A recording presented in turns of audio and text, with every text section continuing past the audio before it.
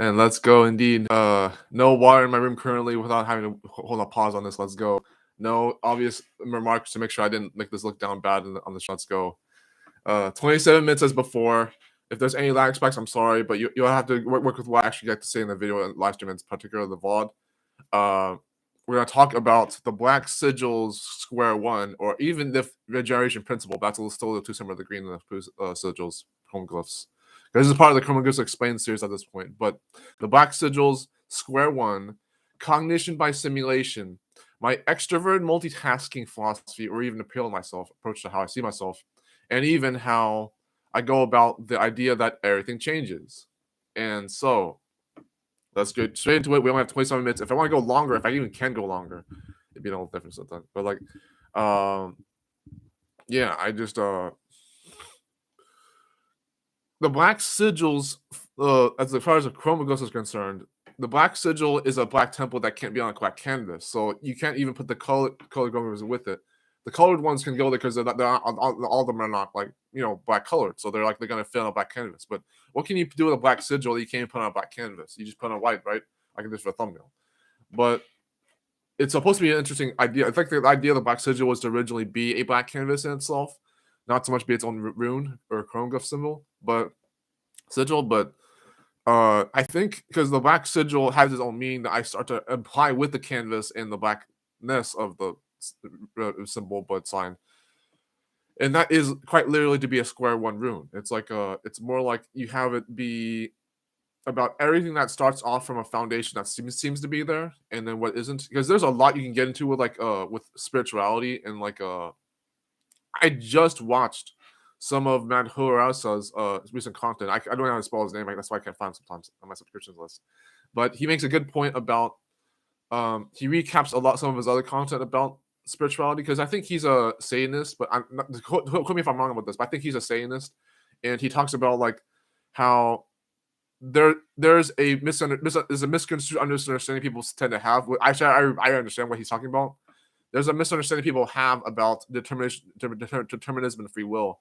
There's even a friend of mine who actually misunderstands determinism and free will, and he concedes those things too much with the chagrin of Agar's class theory and tarot reading even. And so that's conceded pretty poorly. I'm going to go back to the Black Sigil in a second, but basically, this other creative friend of mine explains that not the same person, but that when it comes to determinism and free will, there's not so much the idea that it's only one or the other. It's the idea that you can actually still have control over your life, even if things are still not what they seem to be, even if within that control in the first place. And that's the idea. They're not supposed to be conceded with too many other things, but in comparison to each other. That's why it makes me a little upset when people like my other friend talk about, oh, if you believe in determination, you don't believe in Agar's class theory. And it's like, you're conceding that too fucking poorly. I'm sorry, dude. Go monetization. You're conceding that too poorly. It's and then conceding that with tarot reading or energy reading, astrology, frequency healing, whatever else, even shadow work from Carl Jung, but which is psychological, spiritual, if any other degree of that, with or without the occult and astrology. But that's the idea with that. This is very much the Chrome Glyph series is very connected to spirituality in the first place. So I might as well be like that. But I mean to watch more of Mad's content anyways. So I can link him in the end card if I find out what his channel is at the end of this. But this most likely would just be a VOD for the stream. So, but the Black Sigil, as Square One's concerned, is tied to the 3 other topics of this video, which I can fit in 27 minutes if I have even time for 23 left. Okay, but so really, the Black Sigil Square One, what does that really mean? What do you think about being a foundation for being square one? The things that you think you're supposed to, there's this weird consensus that the things you start off with in life, even in terms of everyone living a different life, there's some form of everyone knowing the same things when they start off. When you're born, I don't think this was literally everyone's experience, but it was when you're born, you feel like you collaborated a bunch of weird experiences that you don't even, it feels like a past life, if it even was. Of combining all these memories of things that happened right as you're born and even growing up. That's probably a combustion of your current mortal life anyways, not just a past life. But it's just a little different there. Things that people will believe that even if we all have different lives, we all have different ways, similar ways of seeing the same information. every once in a while. That you could say like, oh well, that's easy. Math and science example of that already. Maybe it is. Maybe I'm lying about being maybe, but it's like, but the idea of growing up and being born from an experience of a wisdom that maybe everyone has without being judgmental of that in the first place, where everyone has the same experiences of what the same wisdom should be, even if everyone still lives a different life.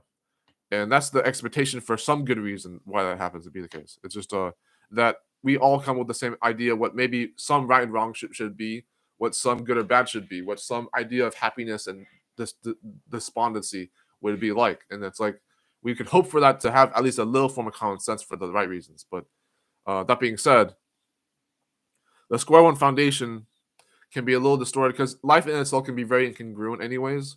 You're not going to always already be able to know how to make your own structure unless either people like Garnt and Guk who said that the anime YouTuber who said that you had to set that structure for yourself, even especially as you grow older. But it's like and whereas people like me, like my Piscean self, talking about like being like I'm intuitive, I don't even need to actually have a straightforward life and have a plan all the time and all that stuff. And I still make plans anyway, so that's a part of the procrastination to begin with.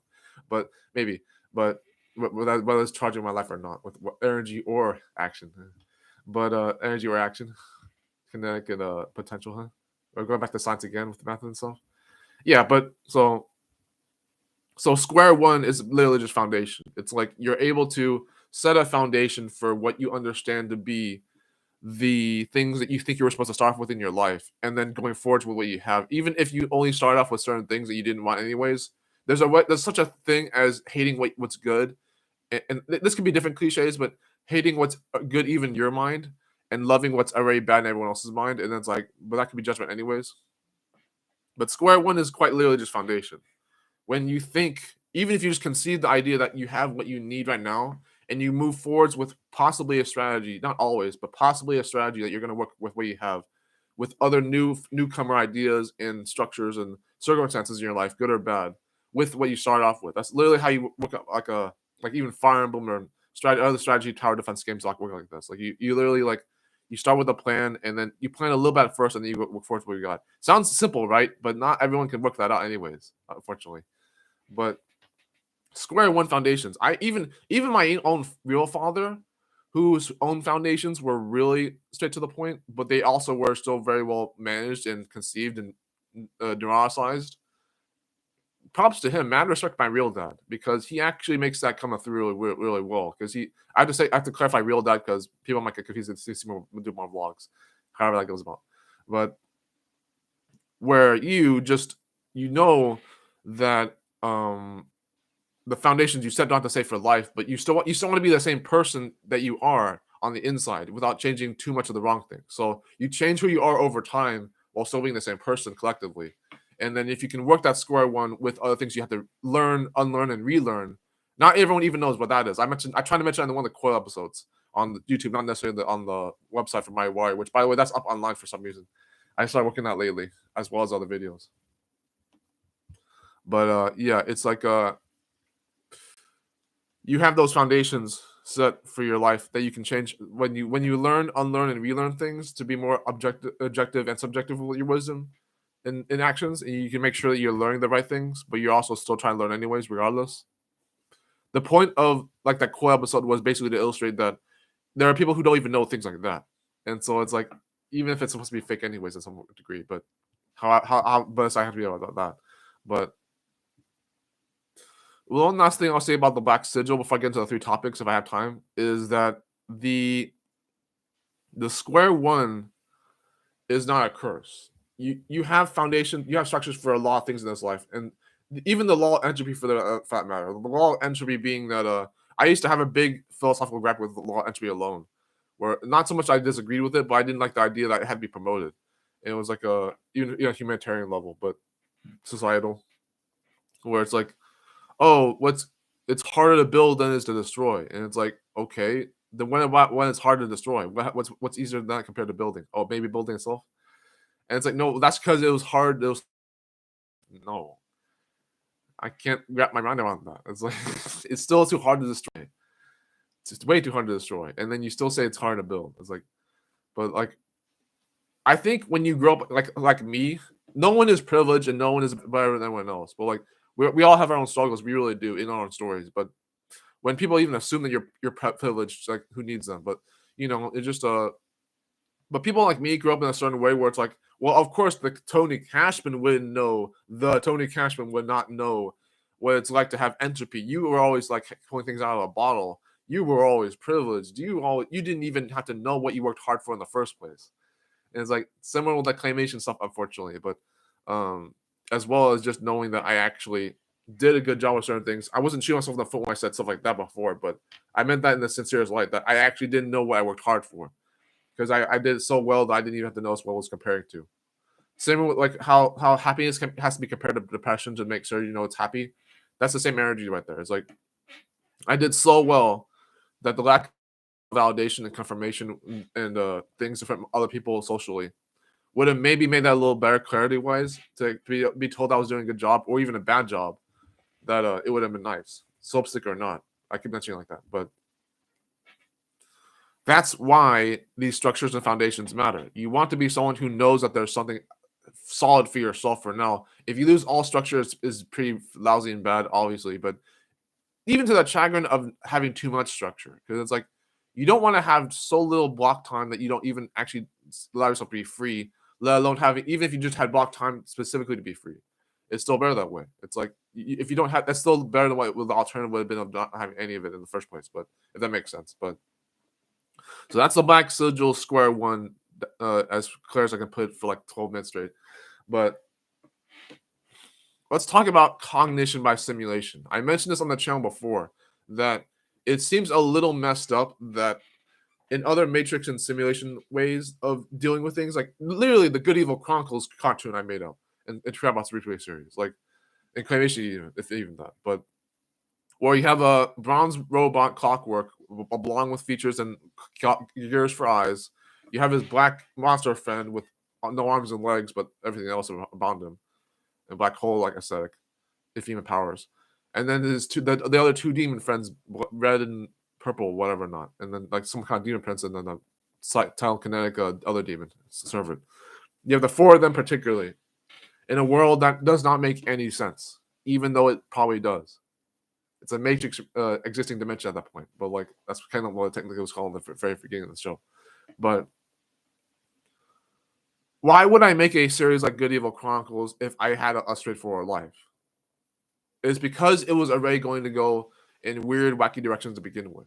It was the onset of me being able to see that I was not only a creative person, I was even someone who had his own ways of venting how he felt, noticing how he felt, and noticing what his pains were and why do I feel that pain. And it's like, I noticed those. I made a show like that before I even realized I was even hurting in the first place. And then I hurt. Then I could tell I was hurting. So I probably hurt before I even made the show. And that's the funny part. That's even actually kind of the corny and sad part, is that I was probably hurting before I even made Good Evil Chronicles. Like the idea that crazy creativity going out on bounds and then doing other stuff. Even the Chagrin and Algae Beast and Project Tether, it was still like, okay, but then why do you want to like make a show like Good Evil Chronicles if there's nothing wrong with your life? Because everyone has a trauma anyways. They have to work out their own shadow anyways, Carl Jung style.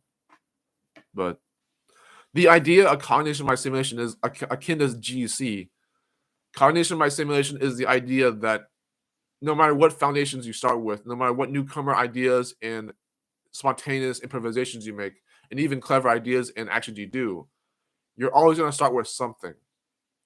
It may not be the reality you expected to be. It may not be the dream you expected to pursue. But something's going to already be there, whether it's fair or not. And this is the exact conflict and dilemma I had with many people in my life, where they're like, it's so obvious you tap the acrylic metallic plastic keyboard with your plastic mouse on an internet World Wide Web infrastructure to do all these things on the Crabbots forums. I'm like,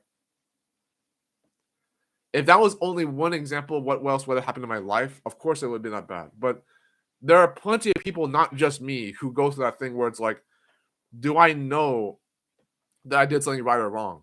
Like, do I know that it was going to be so lousy that I just had to know better, even if it was actually me who was right? And how arrogant it would be otherwise to assume either or. And even either or of them, like if they were right, and how arrogant that would still be. But so cognition by simulation is literally just that. It's like the idea that you're gonna have some very good and bad circumstances in life that react faster than you. And I have a good example about how this works. Like the Scooby Doo 2 Monsters Unleashed. There's a meme GIF I was going to use later on, where the slime monster is like pretty much broken OP at that point. It's a very quick, easy to use scene, but like it's basically like there's a scene where they're throwing a plot device around. I may have mentioned this before. They're throwing a plot device around the room, and the slime monster is like literally like schematically, flexibly moving around the whole room underneath their feet and going everywhere, and being like already about to snatch the plot device every single time they throw it. And it's like they're getting good at dealing with that, but it's still BS. And it's like they have to react fast enough to even do that in the first place. That always got to be like philosophical grab. Like choreography is always interesting. It's all right whether you overthink it or not. But for the record of that reference, that meme, yeah, it's like the meme I made up for that. It's like that's how I feel about driving a car and riding a horse. I don't have a driver's license. That's like what I'm using though. Like even Ocarina of Time, when you ride a Epona or any other Zelda game for that matter, like the bird, the boat, any of them. How does it feel to drive that car, where you can only go forwards and backwards, and to strap to the left or right to the extent you can, where you have only so much control, and that could even be an example of simulation theory, anyways. Other things like even Mads content for like the determinism and free will stuff that could be different, anyways. But where they're both incorporated, anyways. But that's another video, maybe for now. But maybe where you have the acceleration at that time that you could work with, but you're still getting screwed over because all you can really do is still be reacting as fast as you can, even if it's not fast enough. And that's how I feel about Cognition my simulation, is that I didn't react fast enough to certain situations as easy as I could have. And it was just very poorly done. Like people think you do deliberate actions for anything. No, I didn't. I didn't deliberately, blatantly do certain things. I just had to react in my own way, whether I did it right or wrong, on purpose or on accident. Okay, something like that. We'll move on real quickly to another two topics I have left over. Extrovert and multitasking on my end. As I mentioned maybe before in the other video or two or more. And finally, everything changes. This should be easy in the last 10 minutes if I can make this count. So I see myself as an extrovert and multitasker. There's no secret that I see myself as an extrovert and multitasker. I literally spend all day in my room talking like this in certain videos, at least akin to this, as if I have no friends and family. That's not true though. I have friends and family. I even to the lame excuse of not recording them to not get them in trouble or even me in trouble or even pursue their personal private lives like that in a public way. Trademark. I can't be the high horse arrogant person forever, right? So why would I have to be right about that? Well, it's because I still believe I'm an extrovert multitasker. I don't have to affirm that as a spiritual bypassing to believe that. I already believe that crap. It's like I already believe it. And it's just it's no surprise that if I don't see myself as a truly creative person, to other unfortunate controversial lights, philosophical. If I see myself as an introvert and I see myself as a non-specialist, then what would it really mean for me to just pursue things that were too many different things? That sprinting spikes in the back of the room there, right here, this one, sprinting spikes, the art I did before age 10. The other things I have in my room that you don't even know how to identify with, don't worry about that bat right there. It's not real bad to do. It's just so bad. Long story, whatever. The wire filter that I didn't fix for like many times. I might as well bleach with chlorine before you even do salt, anyways. So I'm not afraid of what I'm showing my room. Not really anymore, even if it's still dirty. You see how the claymation's not working out for that being dirty, but that's all the claymation anyways. And lastly, we have the books. No, I'm just kidding. It's all good though. Literally, that's the title of the video now. The thumbnail.